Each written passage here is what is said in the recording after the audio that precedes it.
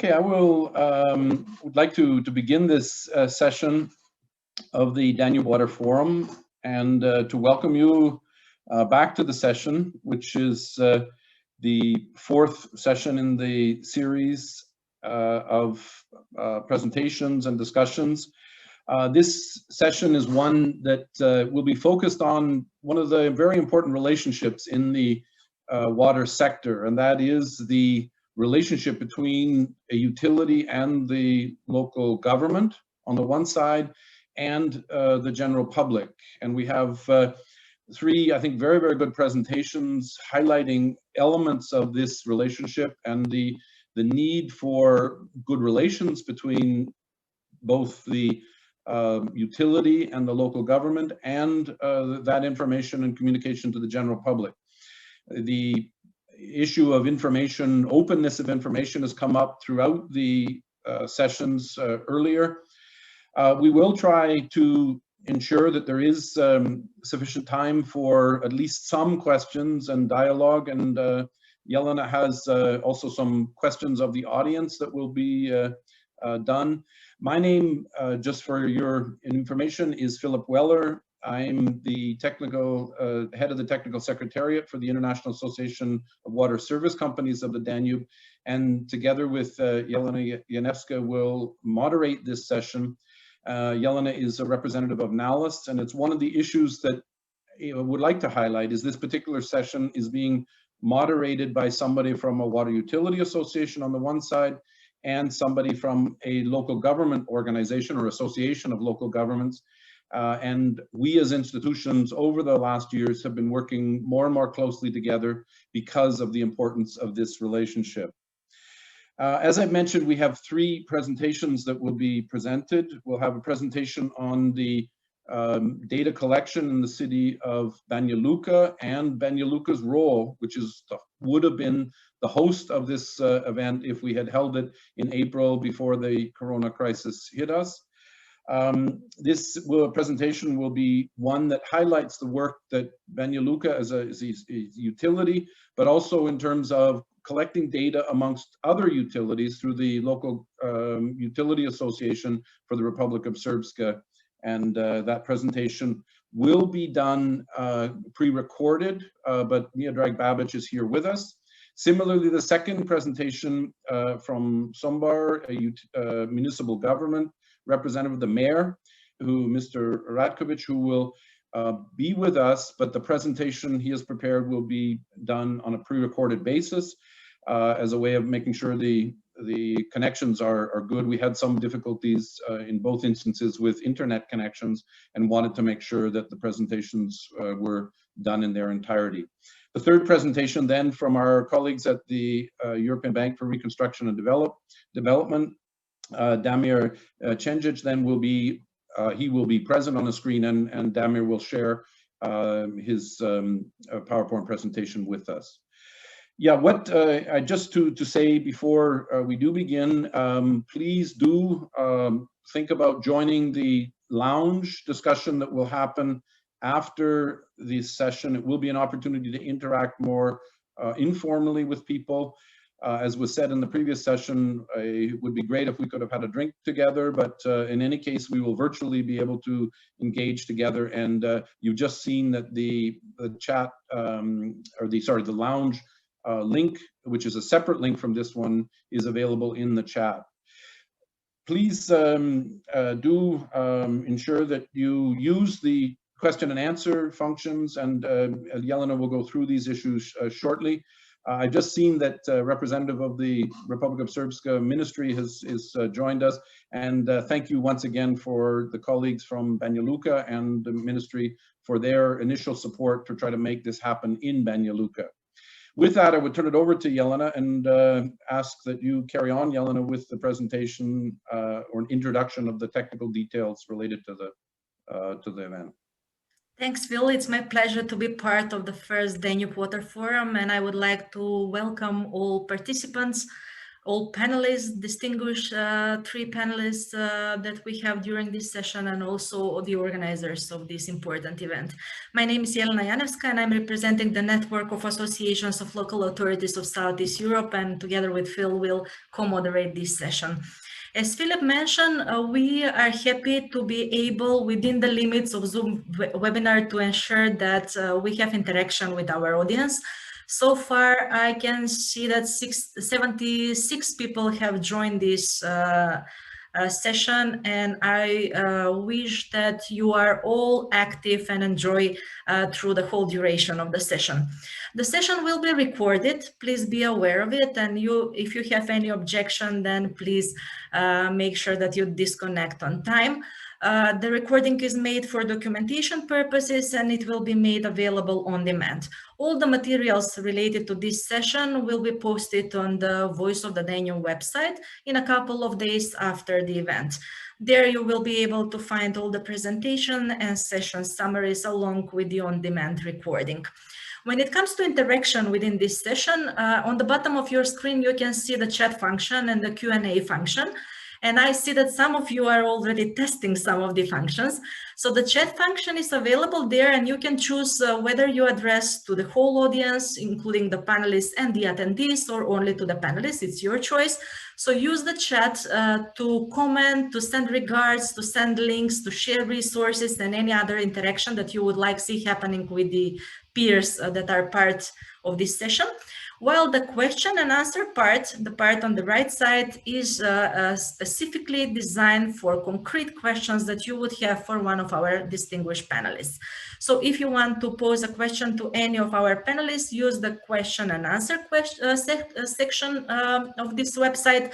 And for any other discussion, use the chat function. I would advise that when you put your questions in the question and answer section, you also note to whom you address your question. If it's not noted, then it will be my judgment to whom to address the specific question. All your mics are muted. We cannot see you. So the only interaction that we have with you are these two options that I explained before. And I saw some raised hands. We are not able to respond to the raised hand function. So for anything that you would like to communicate with us, use either the chat or the question and answers. When it comes to how this section of the Danube Water Forum is organized, we have started at 3 o'clock sharply, and we will finish at 4:15 also sharply. After the short introductory part, we are going to follow on with the three presentations, as Phil already outlined.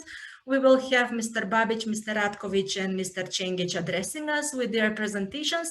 And then we have left some more than 13 minutes for discussion, which will start with short polling to see who is around and what are your views on the topic that we are discussing today. And then we will address all the questions that you will have, or at least try to address all the questions as the time permits. We will try to wrap up at 4:10 and end the session 4:15. These are the three distinguished speakers that we have today. Mr. Miodrag Babic is working at the moment at the Vodovod Gradiška in Bosnia and Herzegovina, but he will be presenting the case of Banja Luka, the co-host of this important forum. Then we will have Mayor Ratkovic. Antonio Ratkovic is the mayor of the city of Sombor in Serbia. He will be presenting his experience on use of data for decision-making about water and sanitation services in Sombor. And Mr. Damir Cengic, coming from EBRD, the European Bank for Reconstruction and Development, United Kingdom's office, will present their experience in data indicators they use within their programming.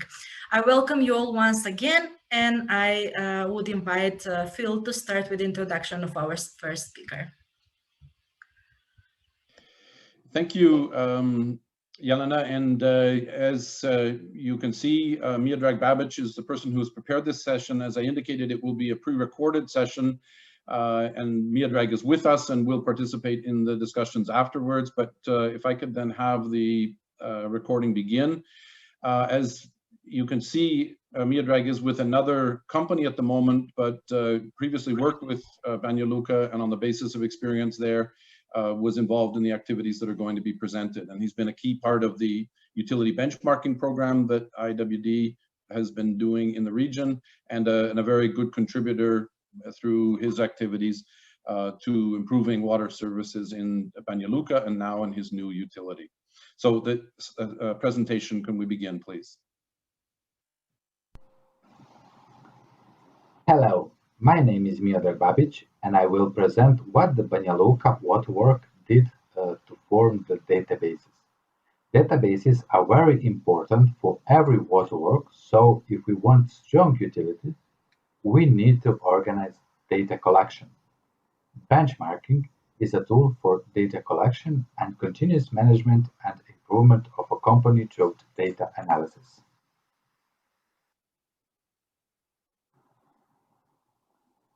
There was no organized data collection and their analysis on the territory of Republic of Srpska until September 2014. Certain individual activities were everything that the companies did, and they did it for themselves. First organized program was established with Danube Water Program in 2013-2014, and participants in establishing were EAWD, World Bank as a project leaders, and a World Bank financing, GIZ and SDC supported program. First methodology was ABC on a regional level, XU, and right now that is Danube region, and we use UBP methodology and IBNet DCM platform on national level. Main objectives are data collection, identification for improvement, and knowledge transfer for both methodologies.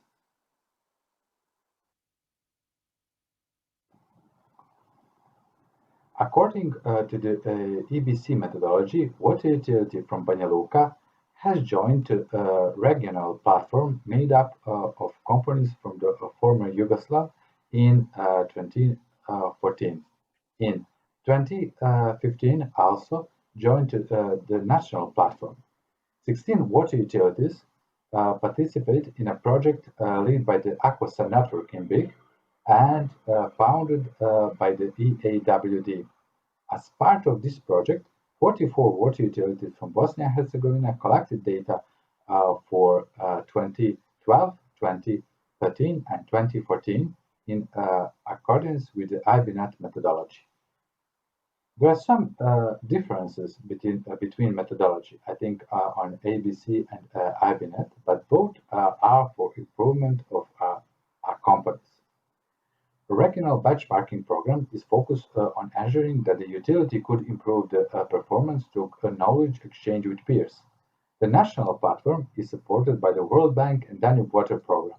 This program collects more general data from utilities to help access the overall easy collect, validate, manage, share, and publish data.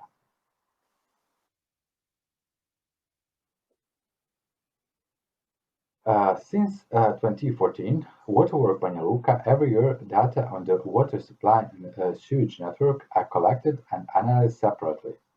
A total of 550 variables, technical and financial, are collected and analyzed annually. Banja Luka Waterwork was formed a database for a period from 2012 to 2019.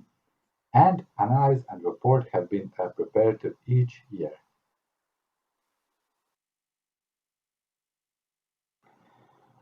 This is an example for a database on the DCM platform, national platform, and we have no time to speak about each pieces of information individually, but it is very important to note that we have all the data that are important for the functioning of the company in one place, and the accuracy of this data has been improved by the years of the analysis.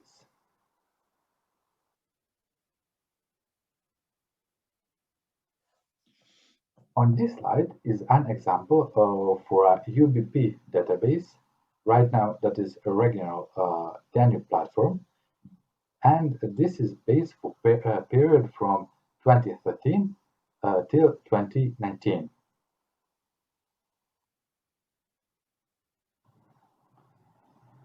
After a few years, we got some results, and results are a central basis, clear picture of performance, quality of reporting, better planning, better communication in water utility, and we got some benefits like business improvement, low data collection cost, opening to capital, transparency, negotiation potential, and manager makes decision more easily.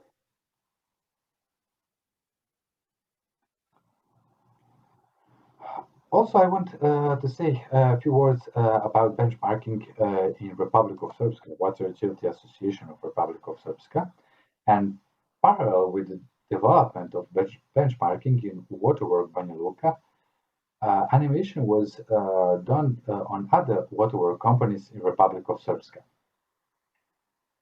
All that was a good basis for our future. For example, started with 16 participants in 2015 in national platform, then 22, and last year was 24 participants from Waterwork, and they work on benchmarking and data collection.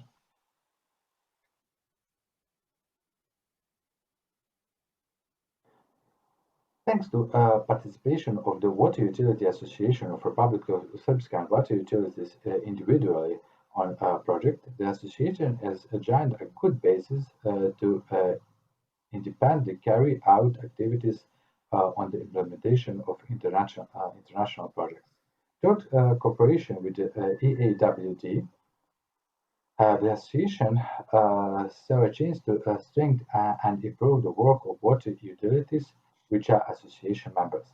For this reason, through a grant hours by the EAWD, the business plan of the association was first prepared, then the association applied for financial means to the World Bank in order to establish the benchmarking process.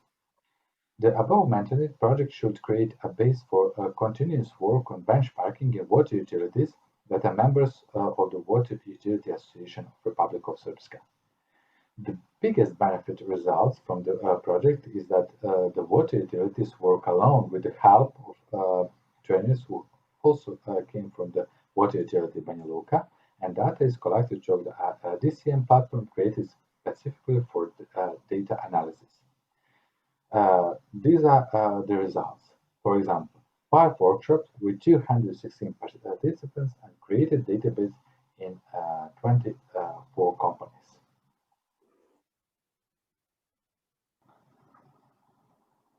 On this slide is an example for a database national platform for water work from Republic of Srpska.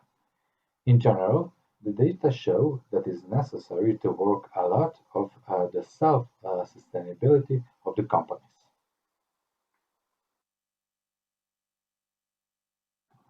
At the end, thank you for your attention.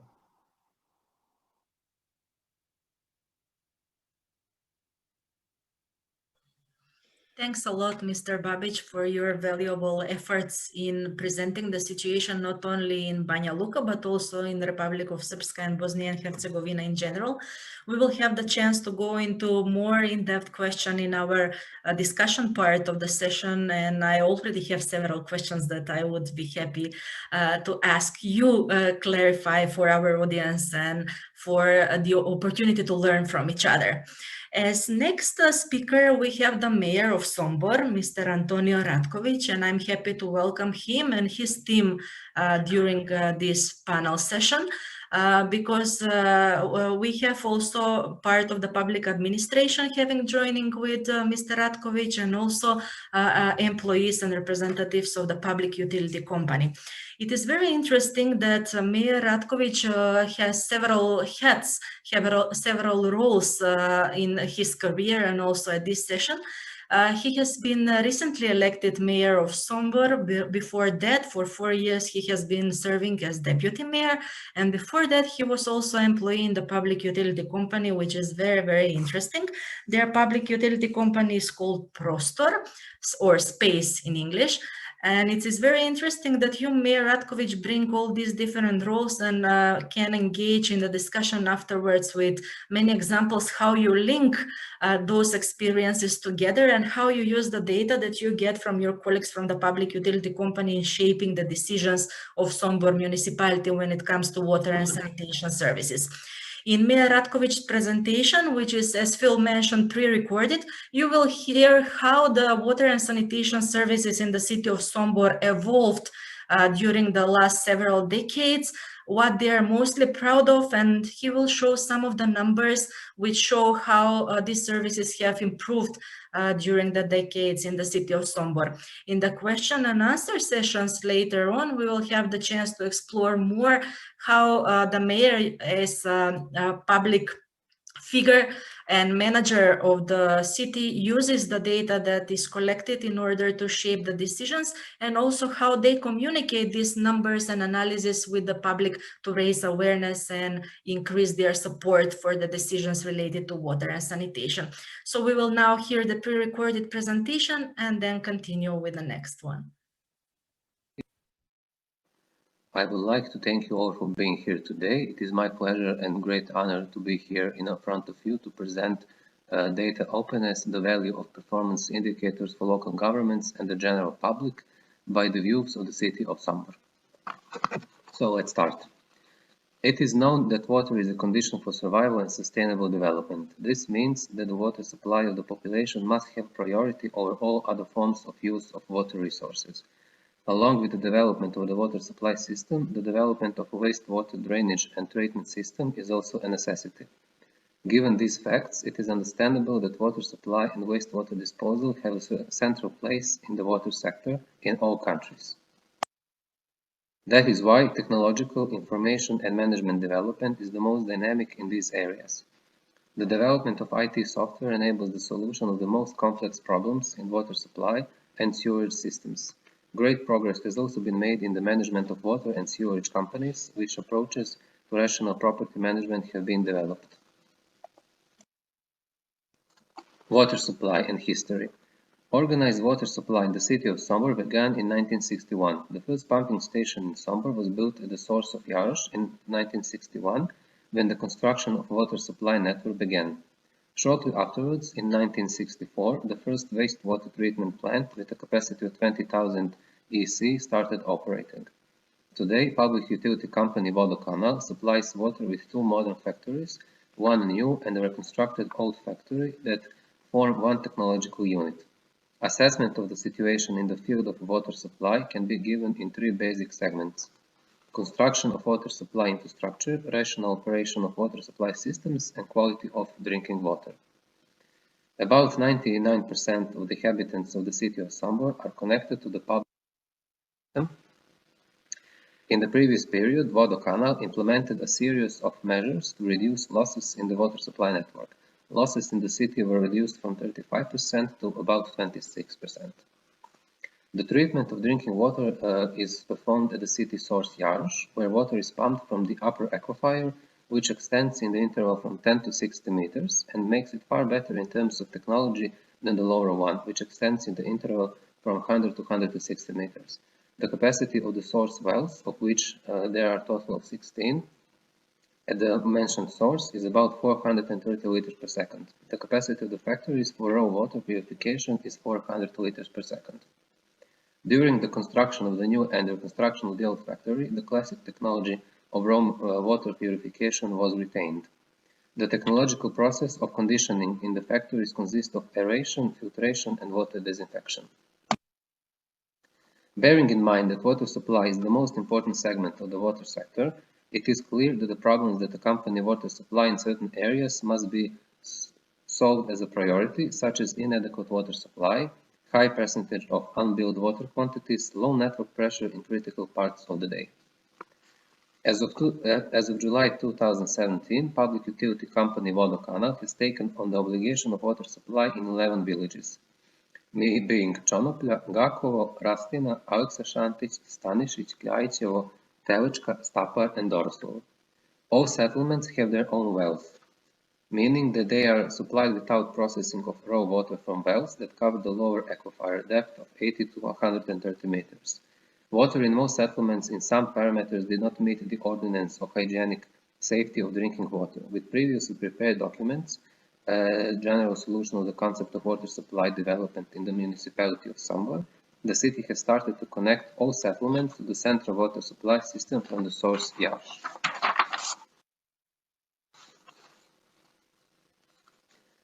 Drainage and wastewater treatment.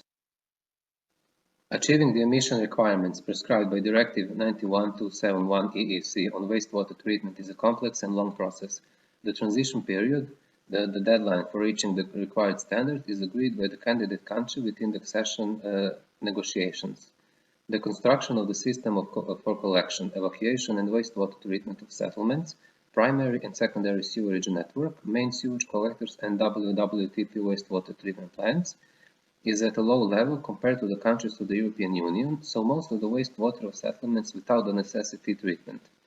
As it is necessary to build more plants for wastewater treatment and invest additional funds in the modernization of existing ones, it is clear that the volume of financial resources needed far exceeds the financial capacity of the city administrations.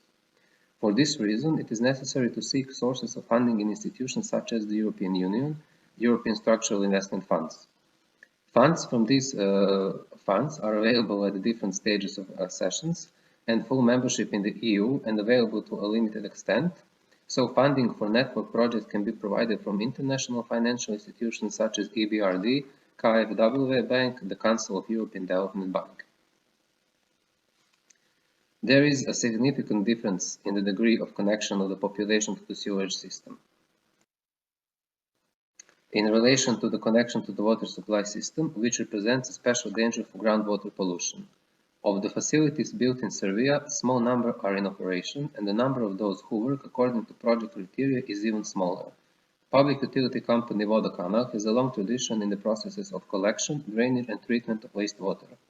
The first wastewater treatment plant was put into operation in 1964 and had a capacity of 20,000 EC. While the treatment plant was built in 1986 and due to dynamic development in that period with a capacity of 180,000 EC. The purifier is designed on the water line with primary and secondary treatment and the sludge line, which includes anaerobic digestion with biogas production.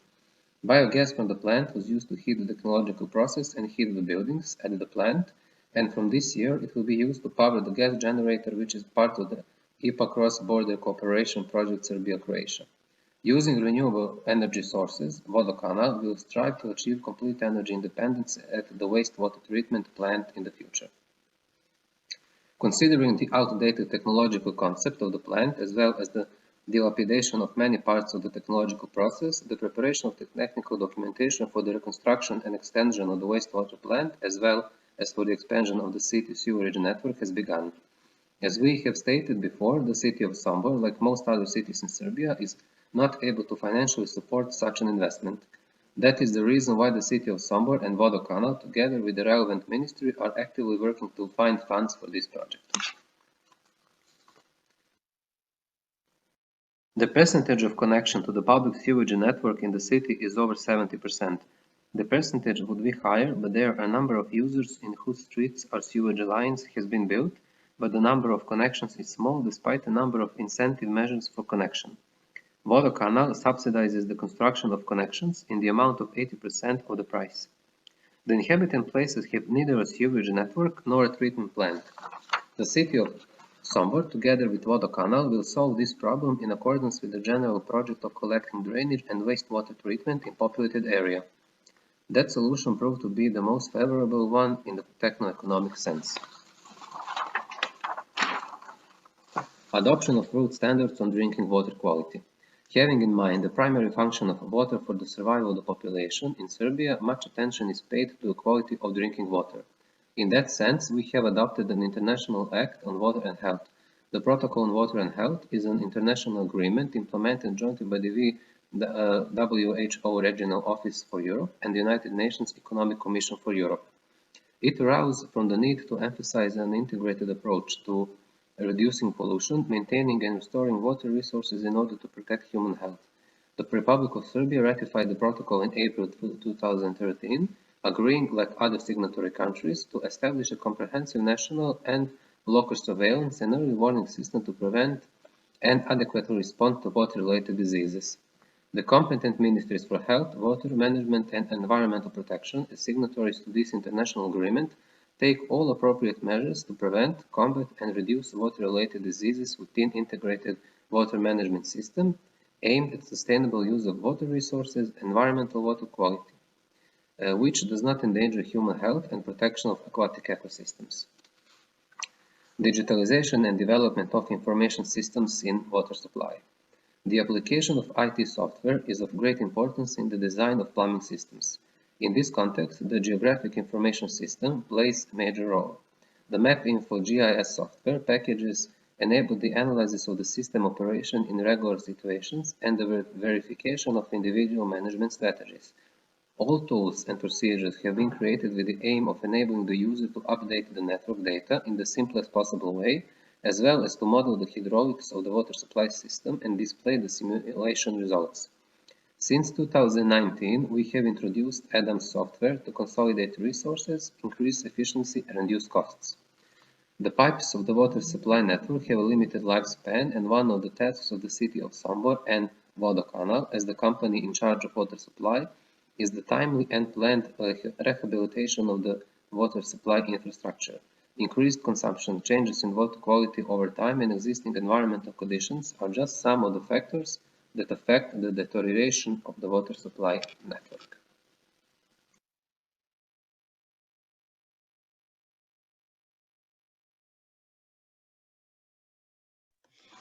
Thank you very much, Mayor Ratkovic.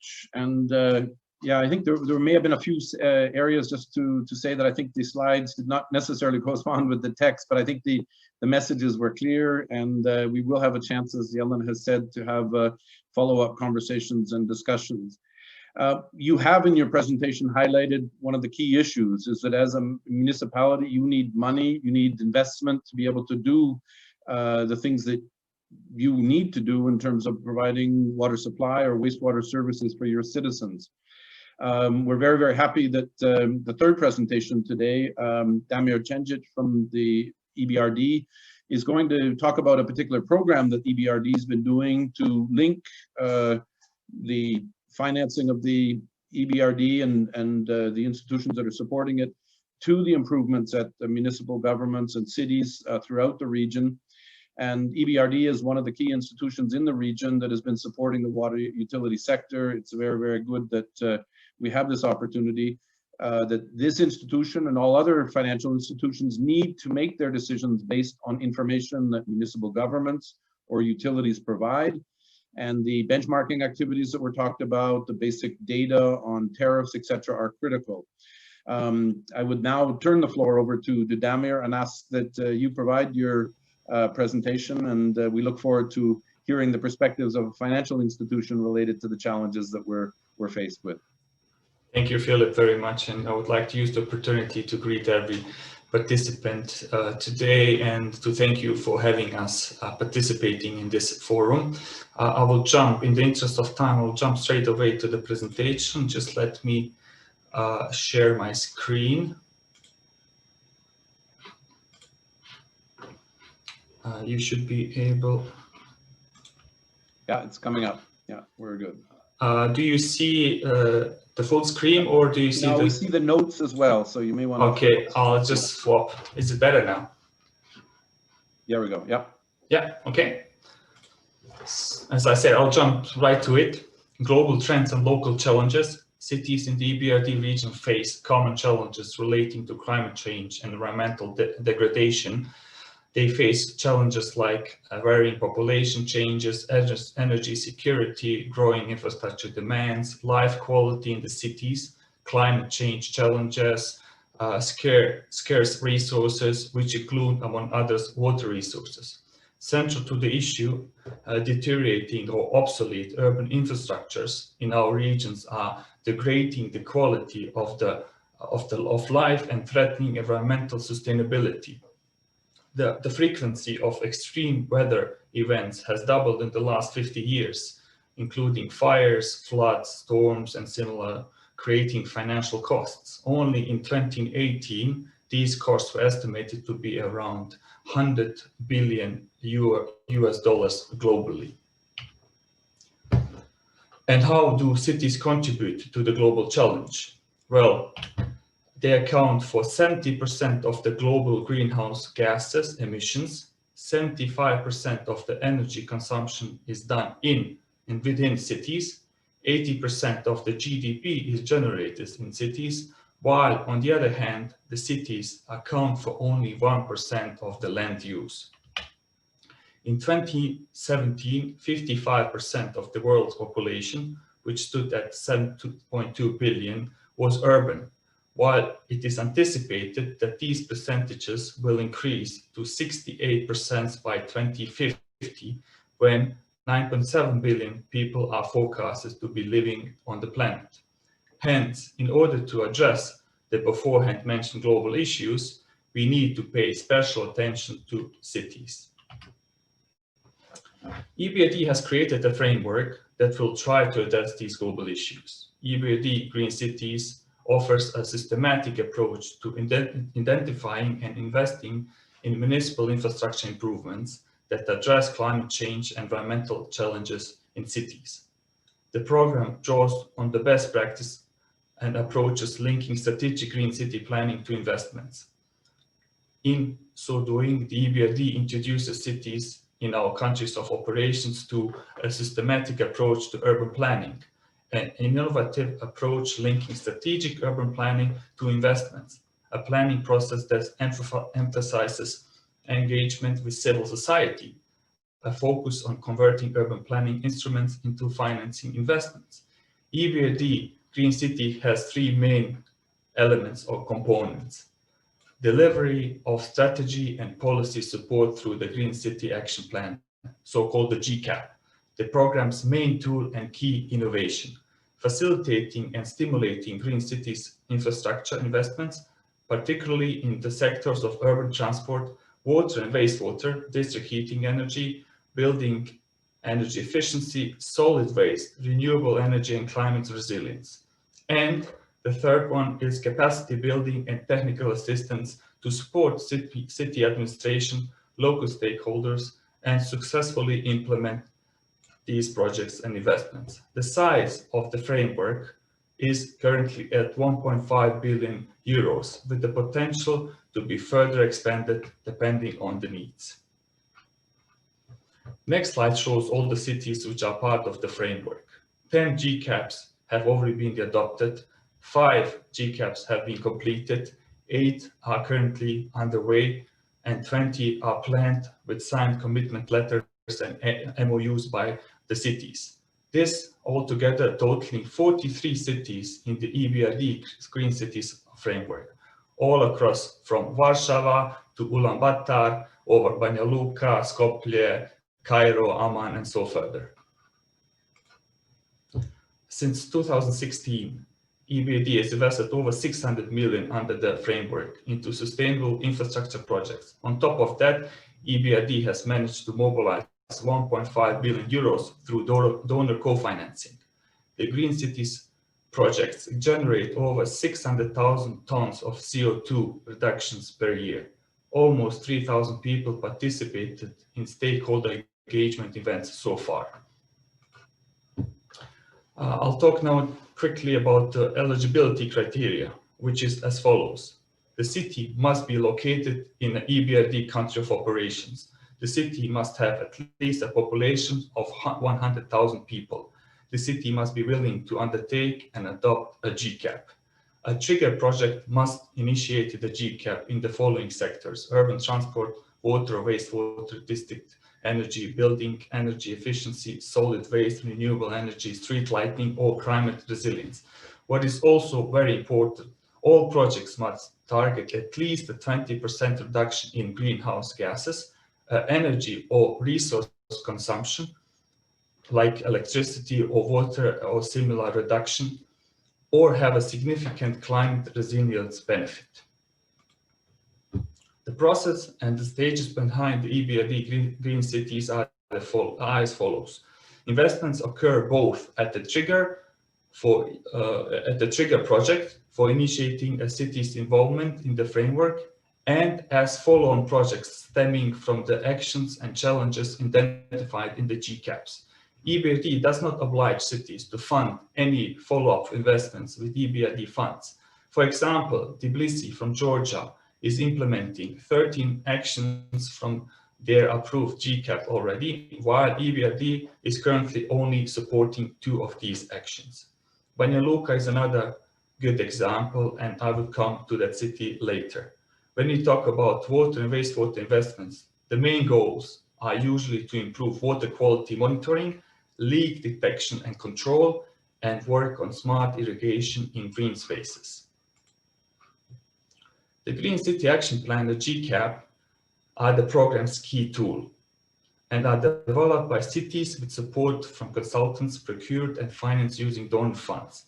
The GCAP seeks to involve a wide selection of stakeholders in their development beyond the city, EBRD, and the consultant team, including civil society, local businesses, other international organizations, and other public actors. A GCAP has basically 3 key phases. The first 2 phases are to develop the plan itself, with the third stage focusing on the implementation of the GCAP. And basically, here I have to stress that phase 1 is where the data collection, data analysis is really important and is key for the development of a Green City Action Plan. Without that, it would be difficult to develop it, and of course, there would be no way to implement it. But before GCAPs commence, the EBRD conducts initial policy review to ensure that GCAP would not duplicate plans or initiatives a city has already developed. Any existing plan or initiative related to the GCAP sectors will be integrated into the GCAP, so there is no doubling of documents. EBRD Green Cities can help the cities implement investments targeted to address their most pressing environmental challenges. So how can EBRD help? Well, when it comes to financing options, there is a flexibility in the financing options that can benefit cities in working with EBRD. Lending can be done directly through central governments, to municipalities, to utility companies, or even private companies through PPP structure. When it comes to the investment size, there's a broad range of investments available to the cities, indicatively ranging from 2 million euros up to 150 or even larger million. These are the projects, the 34 projects signed so far under the Green Cities framework. They amount to over 600 million euro investments from EBRD side. A good example is the city of Banja Luka, where we had the trigger project, the Banja Luka district heating project, which was signed in late 2017. Then the GCAP was triggered by the project where the data collection and processing has started. The GCAP has identified water resources as the key and #1 priority challenge for the city. As a result, the city has and the EBRD have started discussions to finance investments in the water sector. 2 loans have been signed, phase 1 and phase 2, and both are currently being implemented. The project covers the investment phase of some 12 million euros and the policy part, introducing a public service contract, so-called PSC, between the city and the public utility Vodovod Banja Luka, eliminating the cross-subsidy tariff system and improving operational efficiencies of the company. Banja Luka Water phase 3, that will be financed by a EU IPA grant, will continue on the above targets, while discussions on additional investments, for instance, the wastewater treatment plant, are also progressing well with the city. All this would not be possible without the GCAP, which provides the required data to prepare bankable, feasible, and sustainable projects. I'm sensitive of the time, so I'm almost done. As most of others, we have adopted to the COVID-19 days. Webinars and online workshops have been held in many cities, as you can see from the slide. GCAP kickoff meetings are often combined with workshops where local citizens and city representatives can articulate how they want their city to develop in the coming years. Through public outreach, cities can demonstrate their ownership for the GCAP from day one. GCAP holds at least 3 stakeholder workshops at key milestones to ensure the outputs reflect the cities and its citizens' visions. This is really important. Stakeholders include local city officials, CSOs, utility companies, universities, international organizations, community groups. These workshops are also publicized on the ebrd-greencities.com website and can be looked up. We are grateful to donors for generous contributions. As I said, over 1.5 billion euros have been mobilized so far. All donors are presented on this slide. Only with the support of donors, EBRD and the cities can maximize the impact of green investments.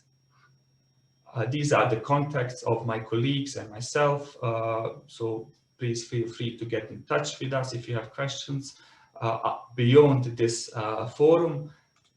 And hence the conclusion is to stress the importance of data collection reporting. EBRD is doing so and has identified a systematic process with the GCAP to finance the needs that are identified in GCAPs while addressing key challenges of the cities. Thank you very much, and sorry for overshooting 2.5 minutes. Thanks a lot, Mr. Chingic. This was extremely interesting. I know that all of our cities have the ambition to turn into green cities, and I hope that they will be able to use the support of your program to achieve this. I will highlight only 3 points that you made and are very relevant to our discussion today. The first one is the support that you are providing, and all these projects that you have supported throughout the region show that communal services are really important for cities to become green cities, and water is no exception. Actually, water is one of the key communal services that need to be there and need to be with significant quality in order for us to be able to brand ourselves as green cities. And in this direction, we will be following up on how we can achieve this. The next point is that you highlighted targeted investments, and with no relevant data, this is almost impossible to do. So I hope that this will be one of the messages that will be prevailing from this discussion, that in order to be able to shape your policies and target your investments properly, you need to have the relevant data and all the analysis that the other speakers mentioned as well. And then last but not the least, stakeholder dialogue and exchanging where we want to see our communities in the future are really essential and important part of your program. Thank you for these very important messages, and we will be following up in the discussion part as well. Before I go to the next issue, I would point out that we had some valuable exchange in the chat. Our colleague Alexander Kristic shared some links where you can read more about the utility benchmarking program, which Mr. Babic mentioned in his presentation, and the map of the utilities covered. So it's really important resource that you can use after this session to see how EAVD has organized this and what impact it has achieved. Now I'm opening the discussion part of this session. We have already started to receive questions for our panelists, and we will be addressing them. You have a few more minutes to write down your questions inspired by these 3 presentations. Use the question and answers tool and post everything that you would like to see addressed in the remaining of this session. To start the ball rolling, I would invite our colleague Katerina Schilling from EAVD to start the polling so that we see who is around. I hope that you can see this. Please tell us which type of organization you're representing. You see on your screens the options: public utility company, local government, associations, international finance institutions, academia, business, whatever you represent, so that we have an overall idea who is around. We have 74 participants at the moment. We don't have big dropout rate, which is good. I hope that this is interesting and inspiring to you. So please click on the institution that you represent so that we get an idea who is around.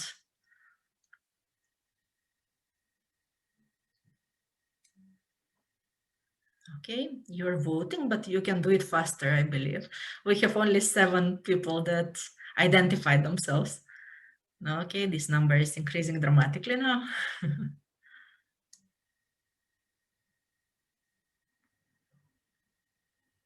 Okay, we'll give 1 more minute and then close this to see who is around and follow on with the discussion.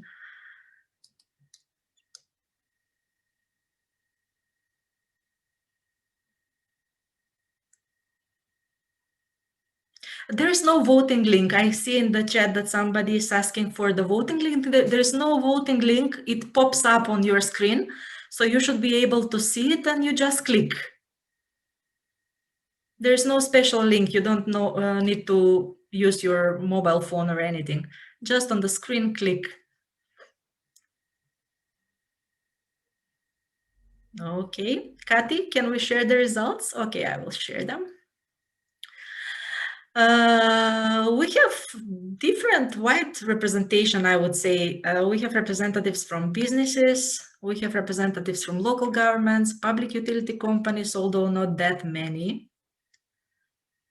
Aha, some of you voted also for the next questions. I thought we'll go one by one. Okay, so we have representatives of all types of organizations, businesses, public utility companies, local governments, and association of public utility companies dominate. The second question I wanted to open with you is how often your public utility company or municipality collects relevant data related to water and sanitation, of course. And most of you said that you do it regularly, 52%, which is excellent, which is a confirmation that we are at the right place and discussing the right things. Only 3% say that they do it never, or 17% that they don't know. The question whether data collected is predominantly used for measuring performance, evaluating performance, identifying gaps, action planning, etc.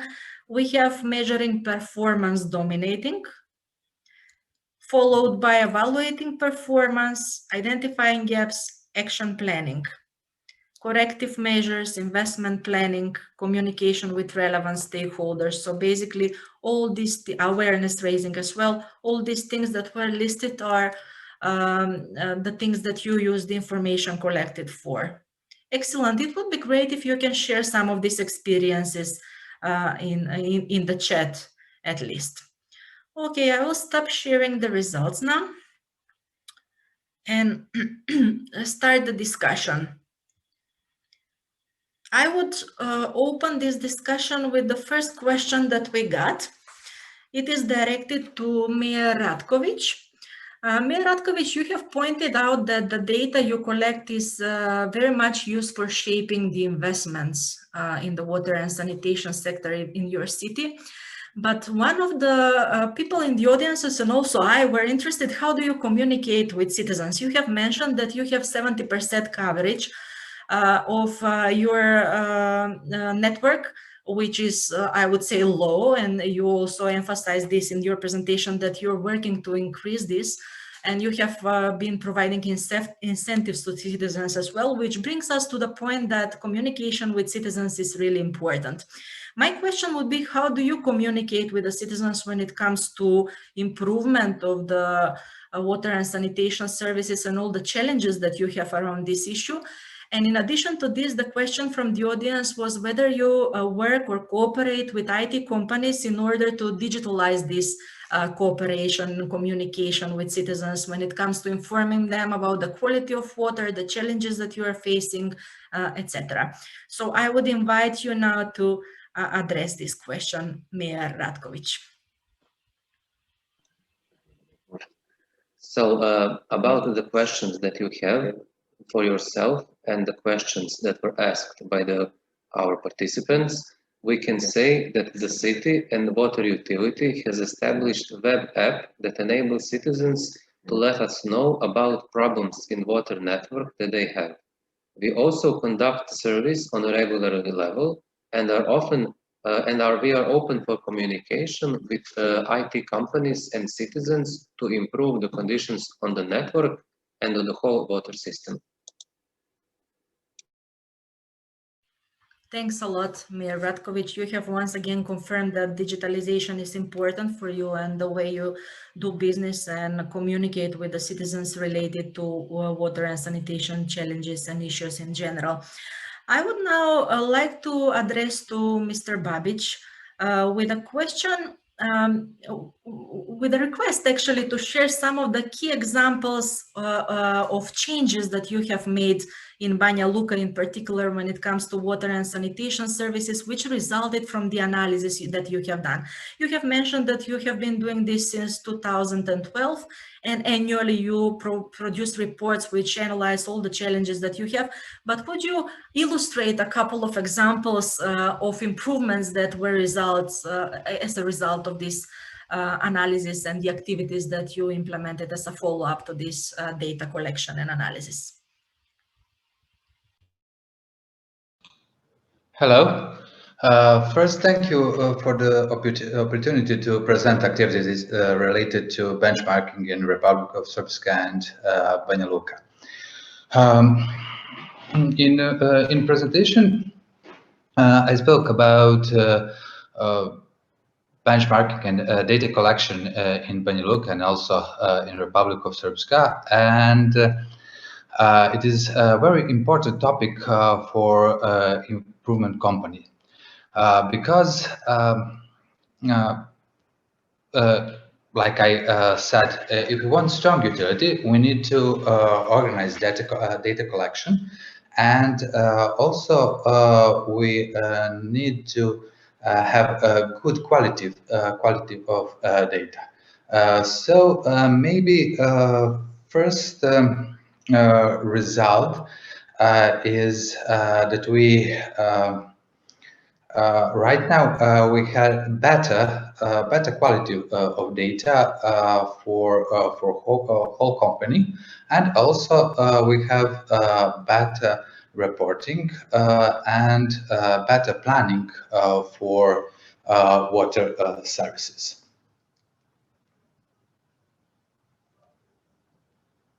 Thank you very much, Mr. Babic. Two more questions I have for you. Please excuse me, but it was interesting and you raised many issues with your presentation.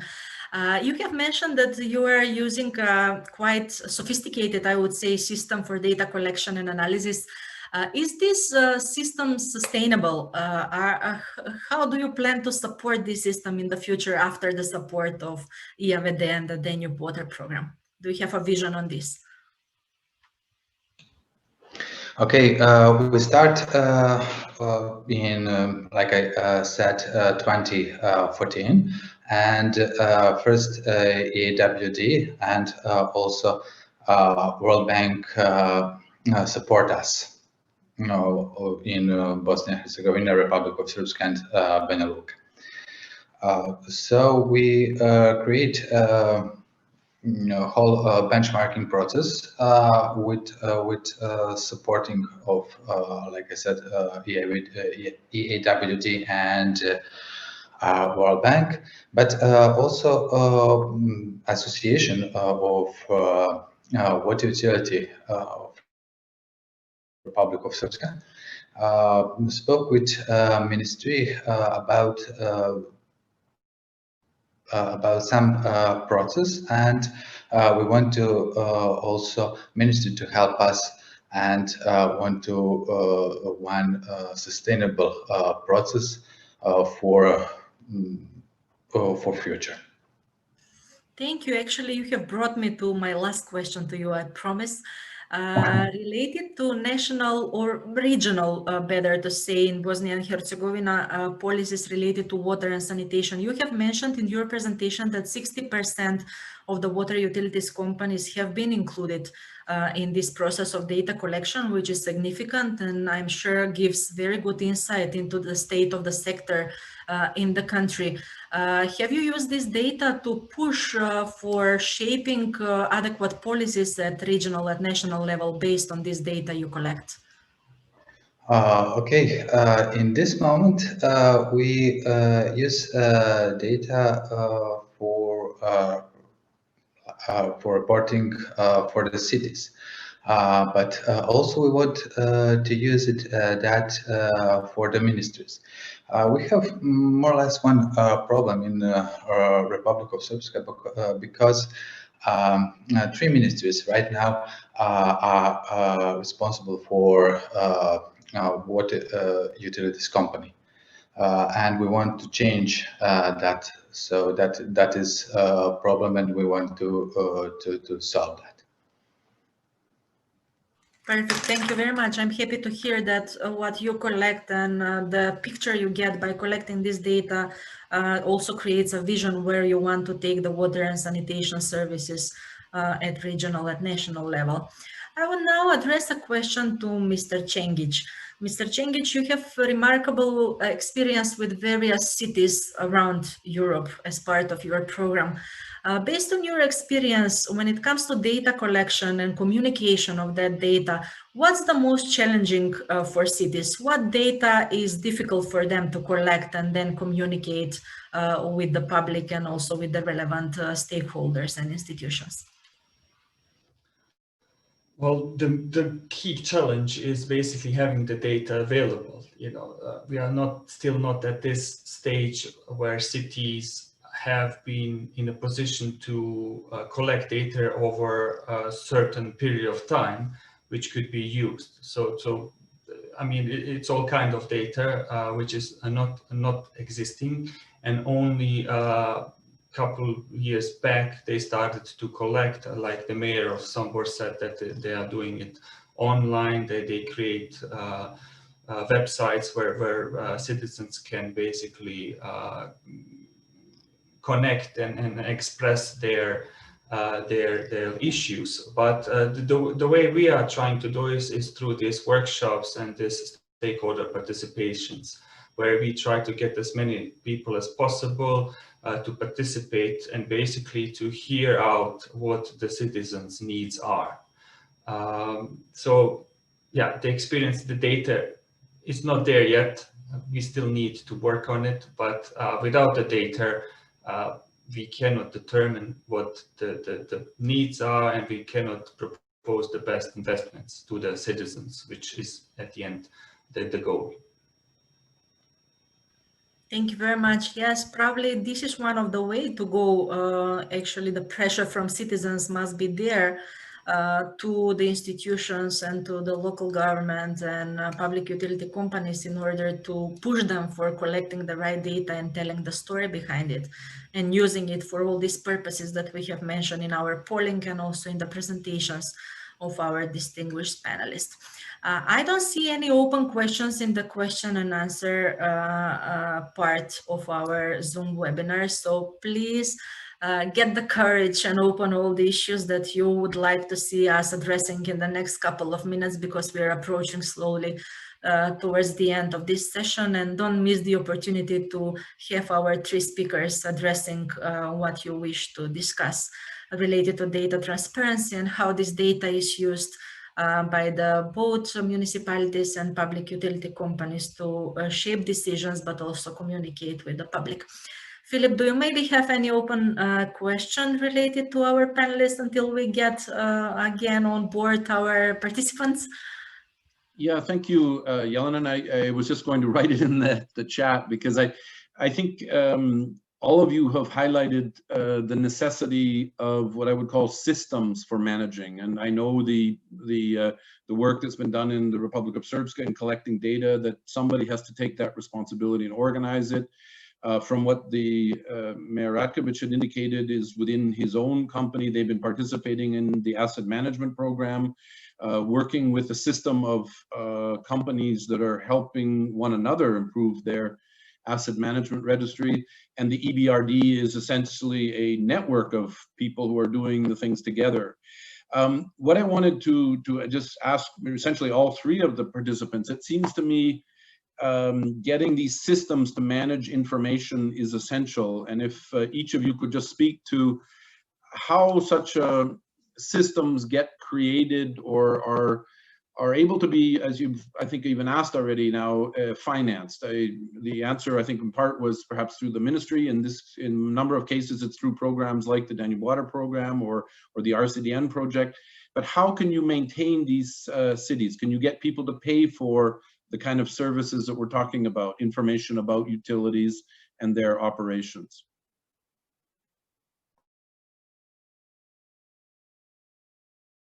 Thank you, Phil.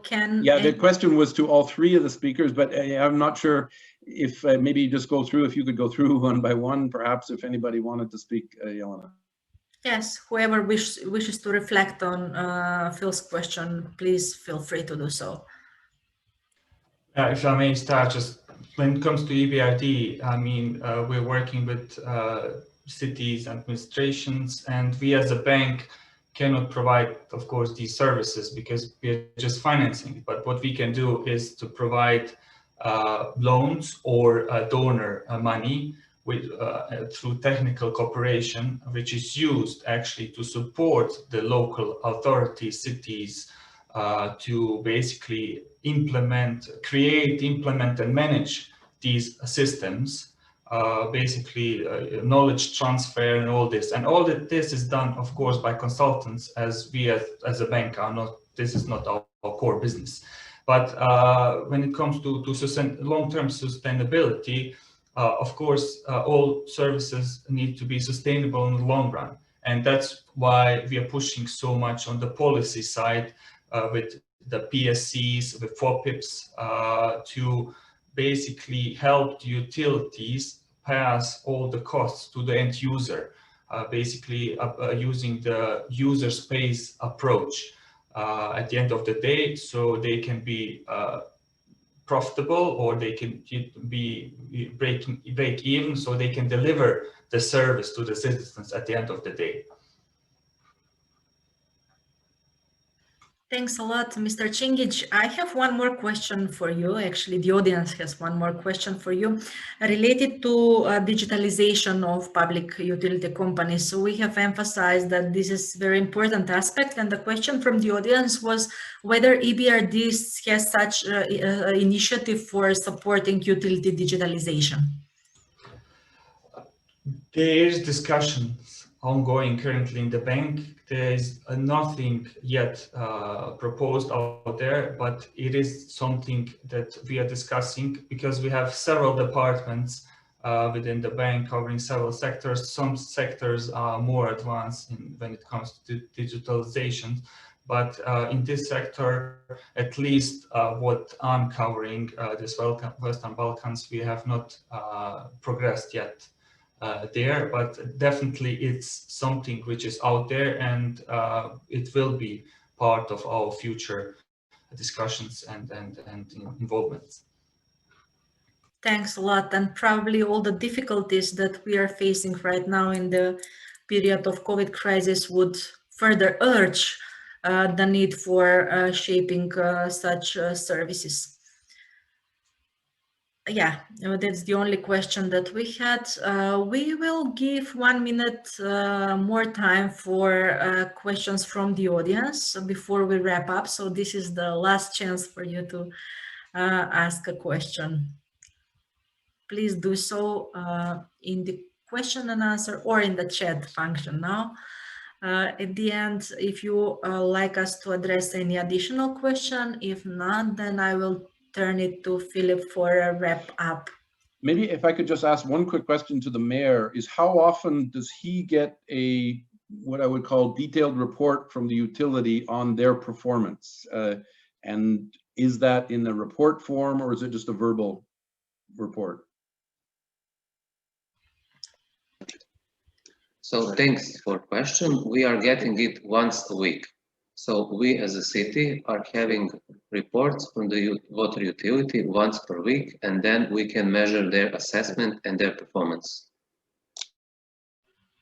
Thanks a lot, Mayor Ratkovic. This seems like very close cooperation and coordination which is one of the messages that we wish to convey with this cooperation between IAVD and NALAS, and also the topic that we are discussing, that public utility companies management have to work hand by hand with the mayor and municipal administration when shaping the presence and the future of water and sanitation services at local level.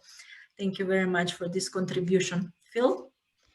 Yeah, thank you, Jelena. And I think we'll wrap up the session and to say thank you to the three speakers, to Miodrag Babic, to Mayor Antonio Radkovic, and to Damir Cengic. I have personally found this extremely interesting, and what Jelena has just said is that this relationship between utilities, municipal governments, and the institutions that are supporting them, such as EBRD or governments or other financial institutions such as the World Bank, it is critical that these relationships are based on good information that is shared between these institutions.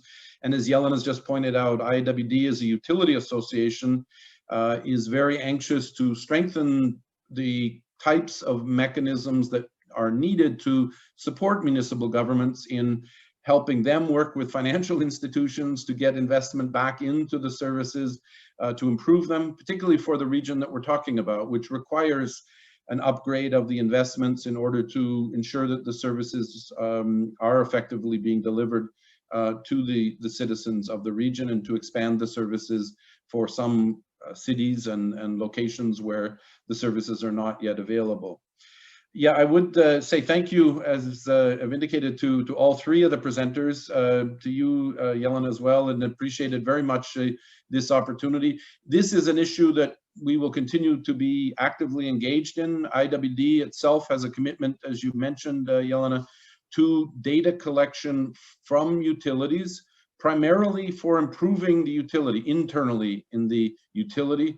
It's our belief that proper systems of managing data are the foundation of a well-run utility. And we've got two examples here from Banja Luka and Gradiška as well, and Sombor, of how that relationship is important, and the system of managing data within the utility is essential in good decision making.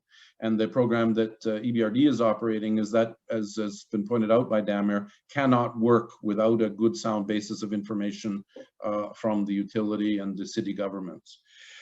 With that, I would say thank you to all of the speakers. Thank you to all the participants. The session tomorrow will begin in the early afternoon. I think you should have the connection. It should work again for tomorrow. What is important is that please do join us for that one, which will focus on this idea of, sorry, I jumped ahead, utility strengthening. How can utilities be strengthened in their efforts? We will have a number of utility representatives and look forward to a good session tomorrow that will focus on the utilities and how they can manage data to improve themselves. What is important is that the next session, I mean, we are having, as I've indicated at the beginning, an opportunity for people to interact a bit more informally. We have what is, I would say, an innovative tool that has been developed, is creating a forum or a lounge for people to get together for one-on-one chats in or small groups in a digital space that we are offering. You will need to sign into that. You have the basis of doing that in front of you on the screen, and you will go out of this session. This session will close, and then you will need to rejoin the Danube Water Forum lounge that will follow at in 15 minutes from now at 16:30. So with that, I again would encourage you to join again tomorrow for the focus on the utilities and the final wrap-up session, which will pull some of the messages together from the overall forum, and to say thank you to all of you who've participated in this session. And we look forward to seeing as many of you as possible in the lounge that will follow at 4:30. So thank you once again to the speakers, and as has been indicated, the materials are being recorded. There is the ability to get those, and there is a number of links and information sources that have been provided that might be helpful for you in your activities. So with that, thank you very much. And yeah, let's get together in the lounge for informal dialogues together. Thank you. Have a nice evening. Bye-bye, everybody. Bye. You. Bye.